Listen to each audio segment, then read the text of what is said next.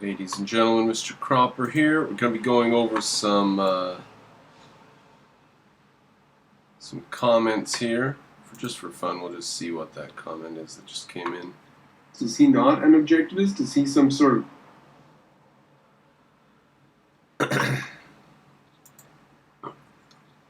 Oh, Rucka says, I'm the bad guy. I invited Diego to chat. Diego then projected intentions onto me to his audience, and I'm the bad guy. Now, I don't know exactly what Rucka is referring to, and neither does Grizio. I said, perhaps Rucka implies that all this trollface discussion stuff started with his chillin' with Diego video. He may be right. So, alright, Grizio, I don't know what you're referring to. That was a bad way to start off. Alright, this is what I do want to talk about, though, this thing I had open here. Excuse me, this is Endeavor, currently doing a live stream. We're not going to join or anything. I just want to point out this survey that he's talking about. You can go to Endeavor's channel, click on this survey link, Alternative Political Views Study. Now, what I want to say about this, ladies and gentlemen, is that a certain amount of philosophy winning has been done. A certain amount of progress has been made over the last, let's say, 30 or 40 years since Ayn Rand died. That progress consists of the fact that you used to say forced taxation is evil, we should have a voluntary taxation society, and the government should not own the roads, and drugs should be legal, right? And when I was a kid, saying those things was insane. People just, their heads blew up when you said that. They said, the government shouldn't own the roads? The government shouldn't force taxation on us? Drugs should be legal? Boom, hippie noodles would explode left and right when you said that. That is no longer the case. Oh, jeez, you guys can't even see me talking here. Let me move this over. That is no longer the case. It is now the case that you say voluntary taxation. People say, yeah, the government sucks, anarchy, dude. Like thousands and thousands of people buy into and believe things that the objectivists have been pushing at for 40 years, and we're now pushing at an open door.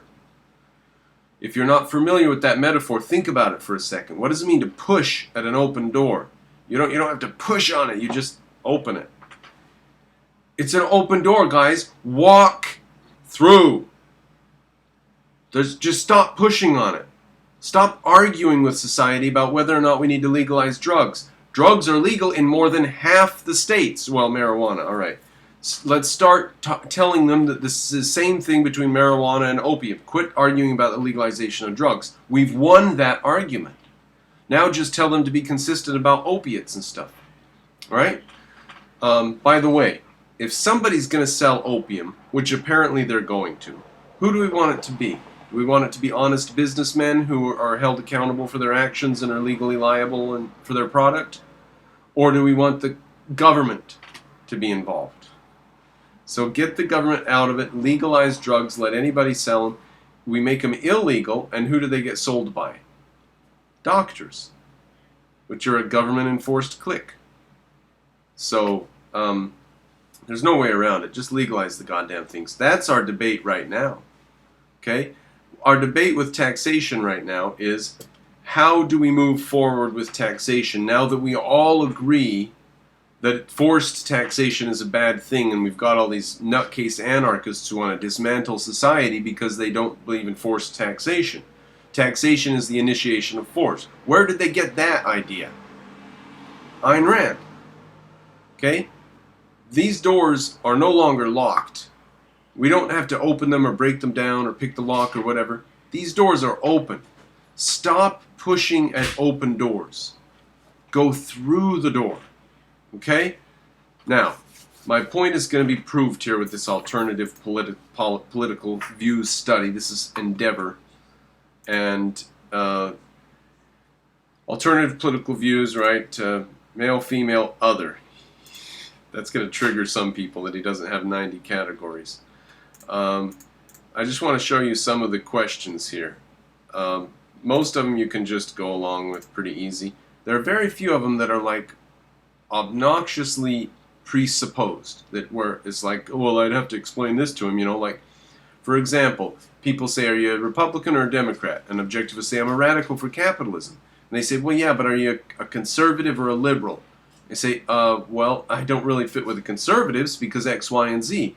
Well, that X, Y, and Z is getting really small on the conservative side.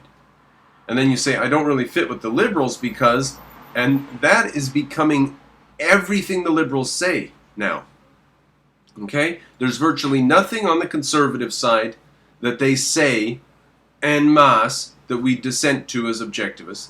And there's virtually nothing on the liberal, the left-tards side, we should call them leftists. There's nothing on the left because because I'm a liberal, because I want a free trade and I want, freedom of speech and so that used to be what liberal meant. So we shouldn't use the word liberal in connection to the left.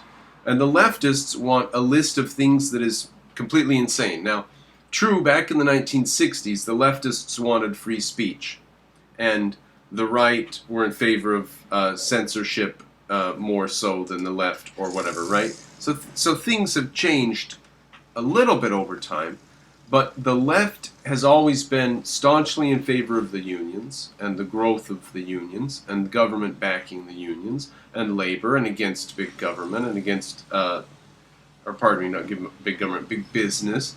So the left has been very consistent for decades and decades.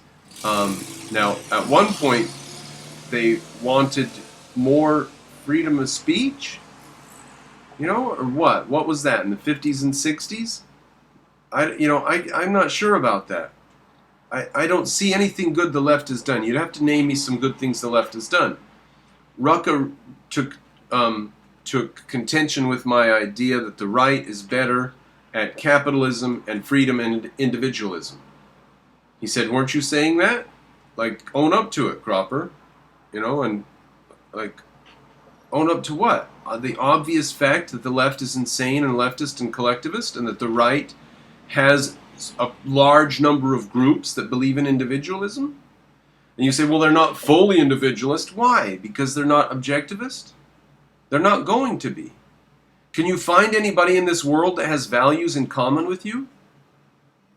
Those are your friends. Okay? Germany and Japan, because we stuffed a constitution down their throat, they are our friends. Britain, for the time being, until they're outnumbered by Muslims in their own land, Britain is our friend. France, I don't know. So, your friends are the people who share your values. Now, your friends are not identical robots to you. Your friends are not platonically perfect objectivists. They're just people that share your values. And they have their own thoughts and ideas and brain, and you should respect that. And you should do everything you can to change their mind when they're wrong. But you can't make friends with people on the left because they are groupthink. They do not evaluate what you say. They just check with their group ideology and throw you out if you don't fit with their group ideology. That's what the left does. That's Democrats. That's Sarah Silverman getting ousted for blackface. That's the left. That's what they do. That's their whole agenda. That's their whole program. What does the right do? Everything else besides what the left does. And you say, well, that's a messy definition. Yeah, the right is a huge mess. That's the problem. It's the biggest tent we ever saw. I do want to go try to find right now a comment from Jim Woods where he said that a big tent is the correct analogy or something like that. Maybe we'll get back to that in this video, maybe not. We're supposed to get to these comments you can see here in the corner of the screen. Alright, I want to go with this thing here. Alright. Now, what am I? Have you been looking at these options here? Am I a conservative? What am I going to click? Not sure, don't know. What would you click? Are you a centrist, broadly leftist? If you're an objectivist, what are you going to click? Guess what? We're not invisible. Objectivists are not invisible. Now, you may say that's insane that he's put them under the libertarians. But find me a difference between what the libertarians say about politics and what objectivists say about politics. Find me a difference. They don't have a foundation for it. They're not correct. They're philosophically inept. Most of them are philosophical illiterates. But find me a difference between the objectivist position and the libertarian position. Especially go to a man on the street. A man on the street is going to vote either for an objectivist for office or for a libertarian for office. And describe to the man on the street the difference between what the result's going to be. The objectivist is going to lower taxes, the libertarian's going to lower taxes. The objectivist is going to give us free trade, the libertarian's going to give us free trade. The objectivist is going to get government regulation reduced, the libertarian's going to get. The objectivist is going to protect individual rights, the libertarian's going to protect individual rights. This is an open door, ladies and gentlemen. This is not pragmatism. We are not fighting a philosophical fight the same way we were 40 years ago when Ayn Rand died. This is an open door. The libertarians are objectivists without brains. Now, I'm not saying go out and join your libertarian party and vote libertarian. I'm saying change your idea of how bad the political scene today is. It is not full of completely insane people who believe in either the Republicans or the Democrats. The political scene today is some insane people, they're called Democrats, and then everybody else. Everybody else. And the Democrats are getting smaller and smaller and smaller. They're going to get like 32% of the vote in the upcoming presidential election. It's going to be the largest landslide in the history of mankind. Any election anywhere, it's going to be a bigger landslide. Well, Stalin and Hitler had 99% and stuff, but other than rigged elections, it's going to be the biggest landslide in history if the Democrats keep doing what they're doing. They're so insane. Is the right principled? Is the right preaching objectivism from the rooftops? Do you know what? I sure do hear a lot of people preaching about the Fountainhead. A lot of them. There are even religious nutcases. There's Galt's Gulch, and there's this group of these Christians who believe in Christianity, and they are obsessed with Atlas Shrugged and Ayn Rand. So there's fewer boundaries now than there used to be, and we should take advantage of that fact. So what am I going to answer here? What would a pure objectivist answer? What would an objectivist who's trying to be consistent and not pragmatic, as I keep being accused of by Existence University? You're just being pragmatic. So what if I'm not being pragmatic, what should I do? Put other? I'm an objectivist. You shouldn't have objectivism listed under libertarian. No, I'm going to put libertarian. Why? Because I'm a pragmatist? No, because I'm an objectivist. And I can see the objective fact here. The objective fact is that my views go on that dot right here in this survey. Now, I could write a whole philosophical essay on why, in fact, I've done a video called Why Objectivisms Disown Libertarianism. So, I'm not immune to being able to think about those things, but I'm also not a Platonist. I'm not just going to have ideas divorced from reality. Ideas connect to reality, and in this case, my ideas are actually enumerated right there. Objectivist type libertarian. Sure, he's wrong about the direction he's got it in. Libertarians are a type of objectivist.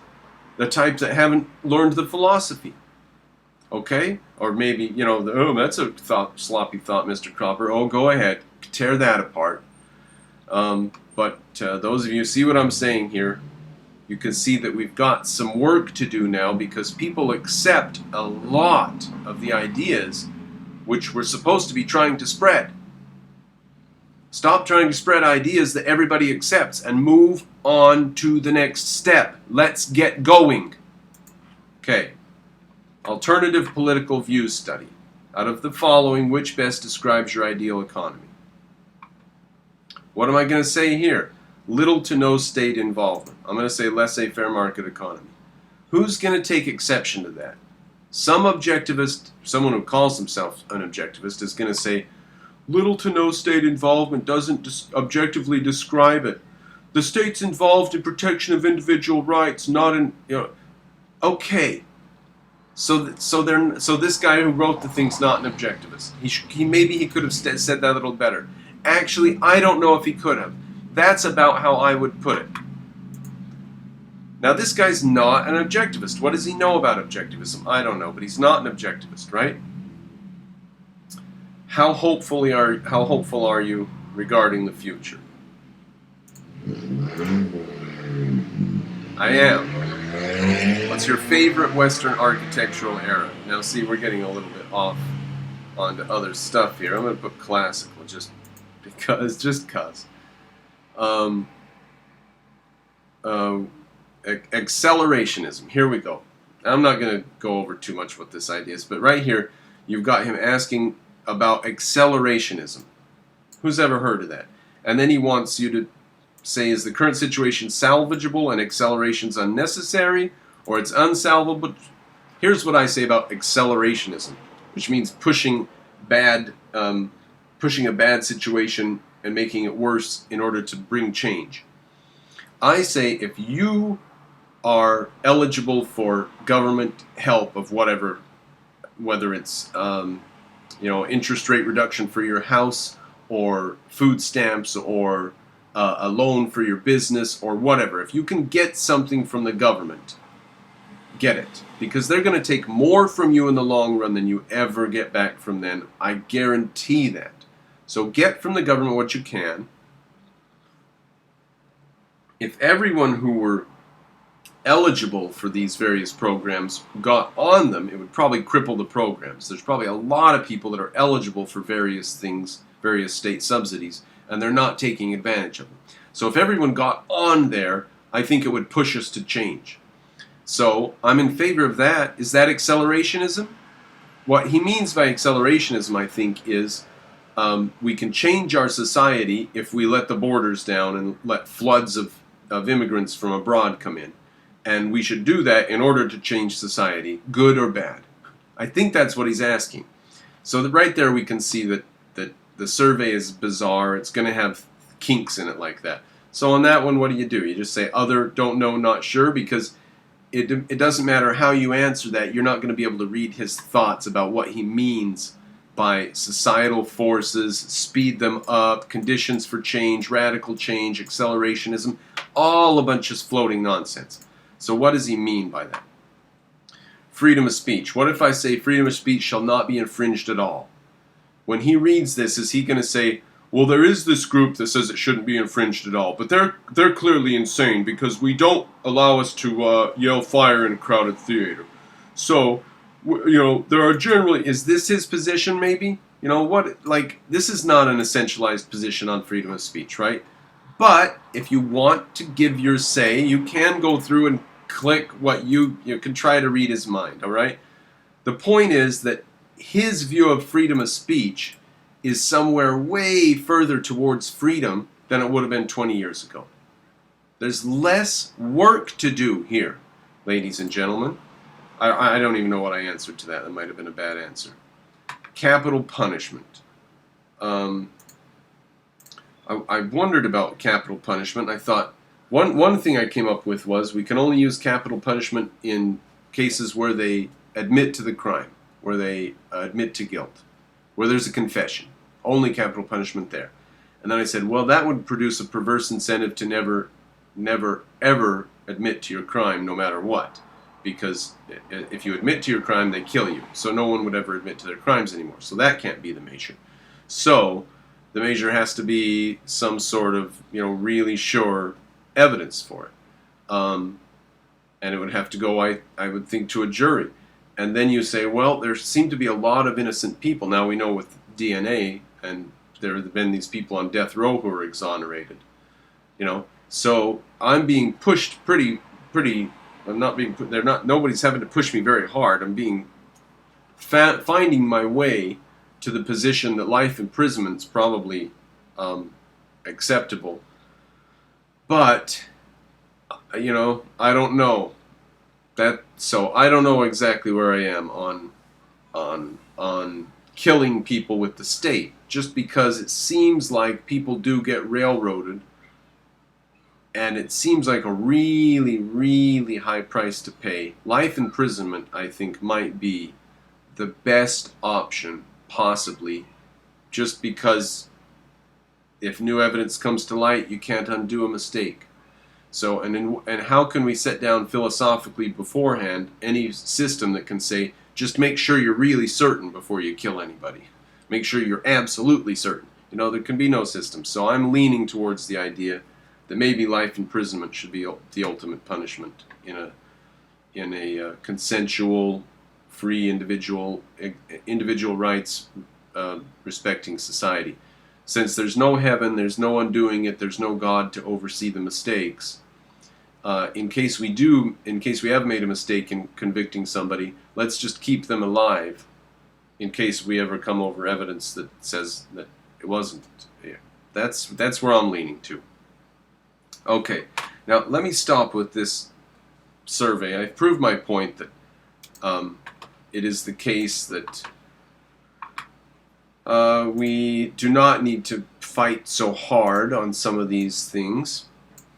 Let's go now to these comments from Objective Existence University. And this all ties together here because Existence University just is accusing me of pragmatism every time I say this is just the reality of the situation we face. This is just the reality of the situation we face. This is the objective facts of the world around us. He say that's just pragmatism. So, now some of you aren't going to take him seriously. You're just saying, well, he's just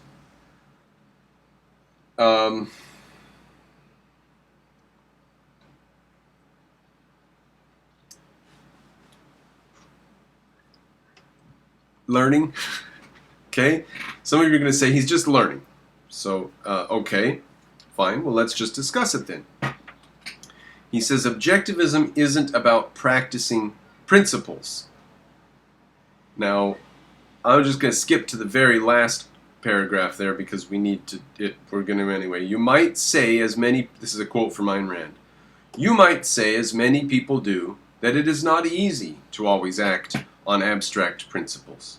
No, it is not easy. But how much harder is it to have to act on them without knowing what they are? To have to act on them without knowing what they are. So you have to act on abstract principles. You either know what the principle is or you don't. That's the choice that Ayn Rand offers you. Okay? So objectivism is knowing what the principles are that you're acting on. Okay? Now, objectivism isn't about practicing principles, he says. Okay? See, that dog don't hunt, existence. That dog don't hunt. Moving down, he says, you always say something along the lines of, we have room for reality, don't we? Yes, I'm begging you guys who are so stuck in your theories to make room for reality. And just remember that your theories are nothing. There is only reality. So we don't need to make room for it. I'm being facetious when I say that. I'm saying, come on. You guys have got to get out of your theory in your head and get to reality. Reality's all there is. Use your theory to get around in reality, but your theories don't even exist, man. They're just ideas in your head. Reality's the only thing that really exists, dude. Come on. Okay. It makes him cringe because he wonders what I mean. Like, what alternative did I imagine? No, I'm saying, what alternative do you guys imagine? Your theories are nothing. There is no alternative to reality. Reality's all there is. So, I cringe when you cringe. When you cringe, I cringe at you cringing. Alright? I cringe now too. I am getting confused as to what you believe. The right is not a threat, but the right is also just rejected leftists. Yes, rejected leftists. People who were on the left, and they were just ducking their head, trying to stay out of trouble, and then they got kicked out for whatever reason. Some of them. I mean, that's Eric Weinstein, Brett Weinstein, And then there are guys like, I think, Jordan Peterson, who were on the left, and one day they just stood up and said, you know what, I'm sick and tired of all this garbage, and they left. There's some guys like that. Now, they stayed as long as they could, and they were comfortable there while they were there, and I still blame them for that. And you guys have seen some of my videos about Brett and Eric Weinstein. So, yeah, the right is a big tent. That's what I'm saying here. The left is a threat. The right is everybody. Is the right a threat? I don't know. Is everybody a threat? But the left definitely is a systematized, systematic threat. If you don't agree with me, then you simply disagree with me about the facts of reality around us today and the way that the left acts and the way they're trying to destabilize Europe and the way they're trying to destabilize America and the fact they've taken over the university system and they preach Marxism there and they're destroying our culture. And transgenderism and transgender bathrooms and the media lies, the fake news lies. If you don't see that, then you don't see that. Okay, the left is what it is, and the right is everybody else. The right is huge. The right is everyone besides the left. Okay? So, Mr. Cropper, are you on the right? In 2019, objectivists are on the right. Whether you say it or not, you can list all your views. And as I started out this show talking about these things that everybody believes now, objectivists' general beliefs are very, very widely accepted on the right today. Can an objectivist run for office? I don't know. Mr. Cropper is goddamn tempted to make that my 10-year goal here. Because, you know, I come and I said, Charles II's making $1,500 a month. Objectivists are supporting Charles II. What do the objectivists get from Charles II that they're willing to pay him that much? I can definitely produce the value that Charles II's producing. I think. Maybe I'm wrong about that. Maybe Charles II's head and shoulders above my content quality. I don't know. But if my content quality continuing over months is on par with Charles II, then I ought to get monetary compensation similar to Charles II, I thought. So then I come on and I start saying, what kind of video should I do? Should I do a video about ancient Rome? No, Mr. Cropper. The chairman of the Ayn Rand Institute is asleep at the wheel. Or something like that. Now, maybe we should go over the bus analogy. Is it a bus? I say it's an armored personnel carrier. Existence University takes exception to that because he doesn't want it to be a collectivist. Oh, collectivist. He wants an individualist. Right? As though buses aren't a real thing. Like, he would never ride a bus because it's collectivist. I want to drive myself. Well, it turns out that there are people in the world, like myself, who haven't studied mathematics, and when I want to know what's going on in physics, I'm going to ask an objectivist. And there's nothing collectivist about that. And that's my analogy of the bus. All right. So, turns out the bus driver's asleep at the wheel, or if Charles II is the bus driver of YouTube objectivism, then he's drunk at the wheel, or something like that. So yeah, the bus is a good analogy. And when I first came back on YouTube, I'm saying, should I do a video about Rome? And some of you wanted the video about Rome, and I stacked a bunch of books up. I've still got them sitting behind the computer, a pile of books about Rome, and I read a bunch of pages in a bunch of the books and made some notes about them. I don't got time for that shit now. Now that I realize what needs to be done over here. What needs to be done is the Yaron Brooks situation. All that situation needs to be straightened out. And the meat and bones of this situation is, what are we doing with objectivism? And some of you say, oh, we got to be consistent. Consistently what? We got to be true to our principles. All right. Your principles are individual rights and freedom. Now, if you're true to your principles of individual rights and freedom, then you would love the United States of America, because it's the greatest country in the history of mankind. Okay?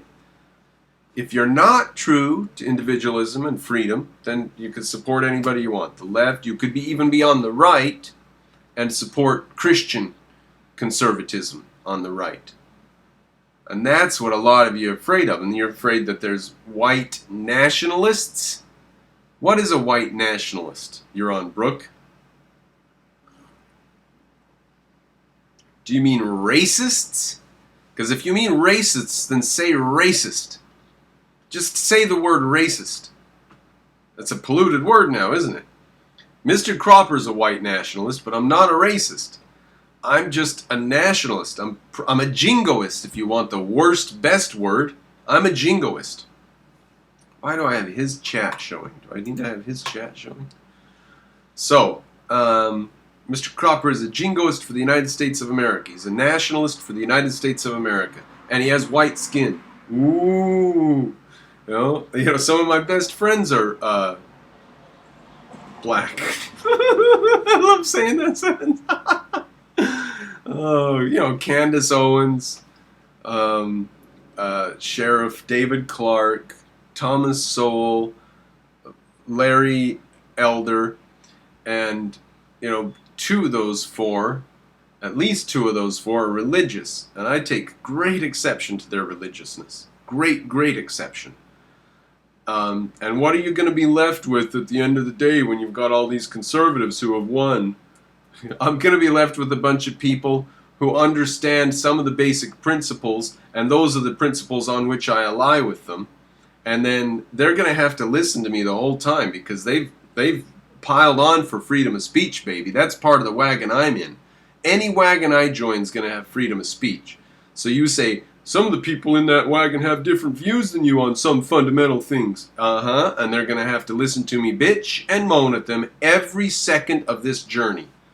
So that might cause them to either kick me out or me kick them out or something eventually. Yeah, the right's a big tent. Like I say, the objectivists find themselves inside this tent just because it's huge right now. 5 years from now, 10 years from now, who knows what it'll be. But the point of this video here right now is I'm saying that a lot of the beliefs and views in this big old right tent are objectivist. Lower taxes, lower government interference, freedom of speech, gun ownership. A lot of these things are objectivist views. So there's less work to be done than you think, guys, and there's more work to be done. There's less arguing to be done, and there's more actual doing to be done now. Okay? Okay. Should we give him, I'm calling you out, Existence University. You gotta get your timestamps in order, man. You gotta get your timestamps in order. You put your timestamp where you want me to click, and I click on that and listen. And the way he does it is he listens until he's done listening, and then he pauses, and he puts that as his timestamp at the end. So I have to listen to the 30 seconds before, and I don't know how long his timestamp is for. He wants me to go to 6:02, and whatever point I finished at 6:02 is the point he's referring to. Well, how long had I been going on? 5 seconds, 10 seconds, 30 seconds? How long does this timestamp refer to? Now, if you put the timestamp where I click on it and the point there, then the point just gives. So I'm going to go to 6:02, and your world of form bullet that destroys them because they have an epistemological belief that's wrong. Is that what I was talking about? Or is it they do and say in a platonic way? Like, platonically, you can shoot a Plato bullet at them, and bam, they are destroyed by your world of form bullet.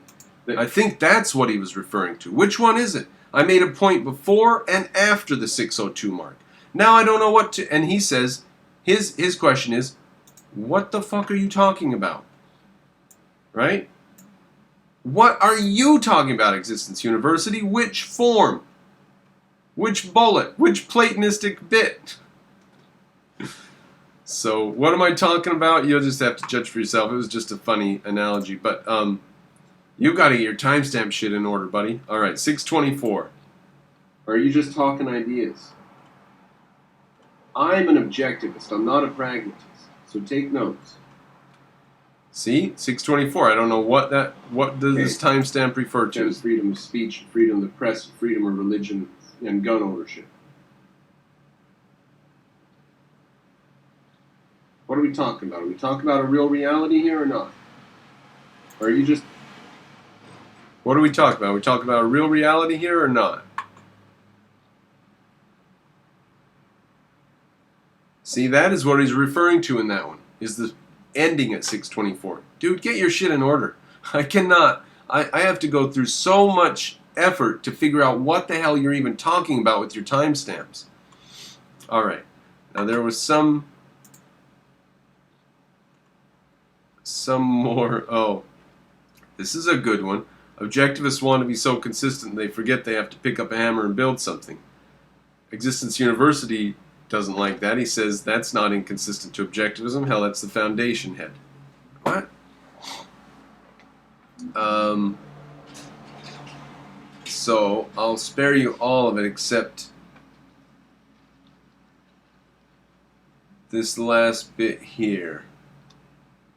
Mr. Cropper doesn't build. What is Mr. Cropper building? He just smashes. Existence University says I'm just smashing stuff. And Mr. Xavier puts it all down in it. Mr. Cropper should not build is a straw man rebuttal. The only one suggesting Mr. Cropper isn't building is you. Yes, exactly. I am building. And what I'm suggesting to you, ladies and gentlemen, is it's time to build something here. We're no longer fighting the wind and the rain and stuff. You know, we've got a basic structure. We've got a little roof over it. We can improve it over time. We can increase our wealth and move into a bigger, better one later on. Excuse me. But for the time being, we're not worried about the wind and the rain and the sun beating on us. We can actually improve our structure. We've got some sort of structure built here. We've got people who believe in freedom of speech, people who believe in freedom of the press, separation of church and state, people who believe in lower taxation and lessening the amount of government interference. One thing we need to definitely do is talk to them about the banking sector and get all of them on board with the fact that the government should not coin money. However, I'm afraid that's going to be a pretty open door too. There's a lot of people out there, you talk to them and they say, oh yeah, it should be gold standard, yeah. So there's not even as much work to do with people on the right as far as money goes. So there's just a lot of open doors and there's a lot of stuff we just need to start our structure, or we need to start improving our structure. There's more of a structure built than you guys are given credit for. And the election of Donald Trump is evidence of that fact. And the way that Donald Trump acts and why he acts that way, and Breitbart News and Steve Bannon, they are evidence that there's less work to be done than you guys are giving credit for here. Now, we finally found Jim Wood's comment. The Big Tent is an historically accurate term. George H.W. Bush's strategist Lee Atwater used that term for actively recruiting new groups into the Republican coalition in order to erode Democratic support and maintain Republicans' hold on power. A few years later, the Republicans were out of power thanks to Perot. All right. Very good up to that bit about Perot, which takes, I don't even want to mention it because it takes me off on a different subject. So let's leave that. But the Big Tent is an historically accurate term. Thank you, Jim Woods. I think that's the case. And the thing about tents is they're not particularly stable. And the thing about big tents is that they are going to collapse. So let's build a structure so that when this tent collapses, we have something. And one sour note I want to add is the Ayn Rand Institute's a 501c3 nonprofit or something like that, right? So they can't actually endorse a political candidate. It's illegal for them to say certain things. Because if they were out there and weren't making a profit and yet they had a huge effect on U.S. elections, that would be a strange type of creature, so they don't allow such creatures to exist. If you have no tax burden, then you cannot say anything in politics. So let's not pick on the Ayn Rand Institute too much for not endorsing political viewpoints. But let's hold them accountable every step of the way otherwise. Or maybe not the Ayn Rand Institute, but certainly Yaron Brook. I mean, I can only speak to what I've spoken to or said or seen. And Yaron Brook's video that you can go watch, I just put it up yesterday, is my current appraisal of that situation. And there we are. I think we're done here, ladies and gentlemen. If you support what I'm doing, if you want me to do more of this, if you like the objectivism activity shtick, I think that's what we could call this. Let's get objectivism activated here. Like I'm not going to do a video on Rome anytime soon. We've got important interviews that will need to be done. We've got important debates that will need to be done, and some material will need to be made. But I think there's a fairly urgent. Charles too gave me evidence that something's going on, and Yaron Brook gave me evidence that something bigger's going on. Here I am. This is the next step. Let's see where it goes. Patreonize me, please, Mr. Cropper. If you support me, Patreonize me.